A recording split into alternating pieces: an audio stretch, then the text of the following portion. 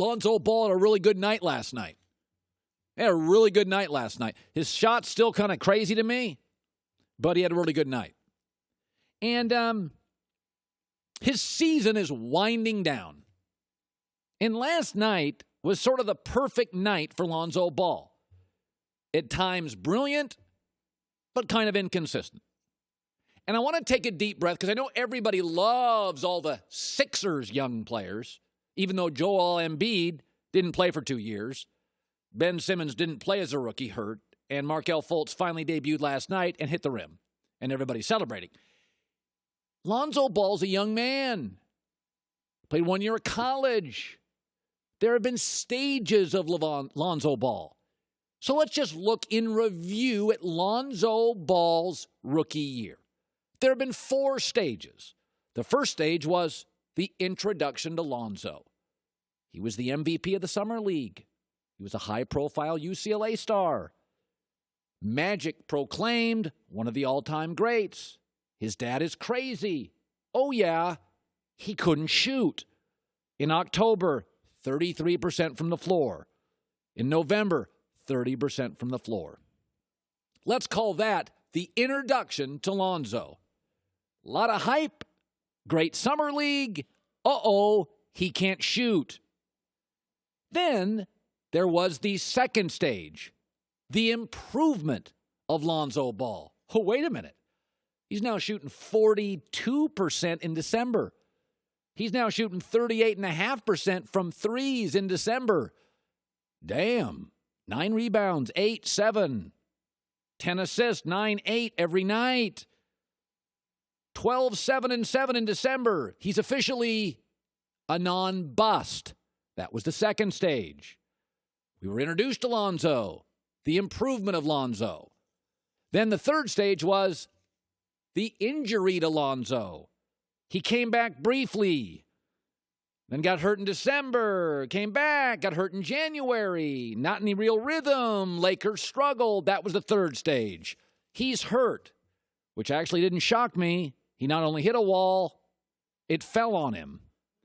And then the fourth stage, and last night's part of that, is the inconsistency of Lonzo Ball. Bad early, then he got better, then he got hurt, then he came back, and he was good for 6, and then bad for 9, and then he was really good last night. It's always been stages with Lonzo Ball. There's the introduction, the improvement, the injury, and then the inconsistency. But he is averaging a 10, a 7, and a 7.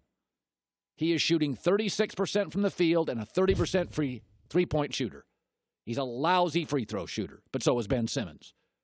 Now, I don't think he's a B player in the NBA, but as a rookie, and they all hit a wall, and they all struggle to maintain for 6 months high levels of basketball and health, I would give him a B, maybe leaning B-.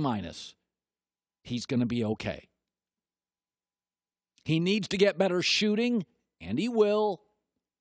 And we knew that. And his body isn't great. He needs to get stronger. And we knew that. And he will. For these rookies, it's mostly stages. Lonzo's had 4. Last night was the perfect exclamation point on his 4th stage.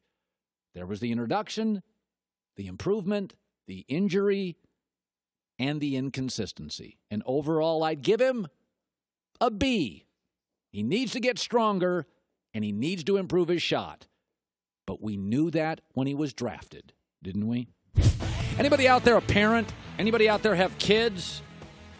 Then you know what I'm about to say is really true. Every kid's different.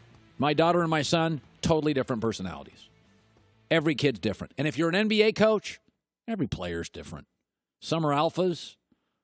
Not just talent. Some are alphas. Some are verbal. Some are nonverbal. Some are grudge holders. Some are locker room cancers. Some are joyful.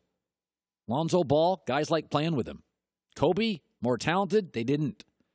Kawhi Leonard plays for the Spurs. He was overlooked in high school. He was overlooked in college. He's nonverbal. He was overlooked in the NBA. His business manager is his uncle. He doesn't trust a lot of people. Repeat, Kawhi Leonard doesn't trust a lot of people. Nobody's ever believed in him. He didn't get a Pac-12 offer. He dropped in the draft. I'm not saying he's brooding, but he doesn't talk. He thinks. His business manager is his uncle. He may love many, he trusts few. And I think the trust has been broken with San Antonio. Tony Parker and Manu Ginobili both called him out in the last couple of weeks. My injury was way worse than Kawhi's. I trust the team doctors. Kawhi earlier this year went for a second opinion to New York, calling him out twice. Manu called him out. Both times the messages, of course, came from Pop down. That's the way it works with Pop and the Spurs' great system. He has messengers. Parker and Manu and Duncan are always his guys. Again, you're a parent. Every kid's different. Some are outspoken. Some are shy. Some are extroverts. Some are introverts. Those quiet kids, you went to school with them, right? They don't trust a lot of people. There's a reason they're often quiet. They've been burned. They've been overlooked. They've been bullied. Whatever it is. Kawhi Leonard's quiet. He hired his uncle as his business manager. He doesn't trust a lot of people. People have overlooked him. And now the Spurs, as Steven Jackson said yesterday on our show, to me have broken that circle of trust. Y'all might not believe this, but the meeting that was Sosei threw up on Kawhi after the game, that came down from Pop to those guys. They didn't do that on their own. Tony don't have the balls to do that. And I know how selfish Tony is because he's the reason why we lost in 14 against OKC because he didn't want to pass the ball game 6 after I had hit 6 threes in a row. That's super low. I lost a lot of respect for Tony because they always say, well, this is the class act, this is the class organization. That was low coming from one of your teammates. I wouldn't be surprised if this makes Kawhi want to leave. Because when your teammates going against you in the media like that and not having your back, you know that's coming from up top. Why would you want to be there? If you've always been disrespected in your life, high school, played in San Bernardino, overlooked, college, Pac-12 wouldn't offer, draft, not top 5, 6, 7, 8, 9, 10. And then you get to San Antonio, and they're not paying you respect either. Doug Gottlieb, who knows all about Kawhi and his background, and his brother at one point recruited him, talked about Kawhi and the Spurs. When Mike Montgomery got the job at Cal, and he said, all right, we need to go get a big man. My brother said, yes, we do need a big man. I'm going to take you to Riverside MLK High School, and we're going to see a guy you have to sign, and his name's Kawhi Leonard. And we go in the gym, and he's a 6'6" center.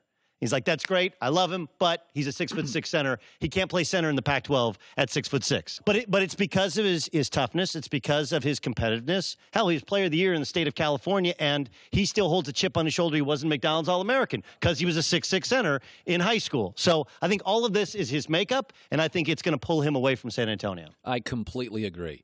Listen, Greg Popovich is sort of like he's 68, 69 years old. He's the elder statesman of the NBA. He has gotten more political and more outspoken, and he's always been outspoken.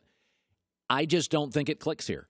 I think Kawhi is a different personality, and that's not to say that Duncan and Pop didn't work. They were great together, and Duncan was kind of reticent and quiet. But this Kawhi thing is different. Duncan was a number 1 pick. Duncan was all ACC. Duncan was all American. Duncan wasn't overlooked. Okay, Kawhi Leonard comes to this organization. He wants love. Business manager, uncle, trust is a big deal. And 2 players have called him out from above. Steven Jackson, Gottlieb, know the game. They feel how I do. He's got 1 year left in his contract. I don't think he's going to resign.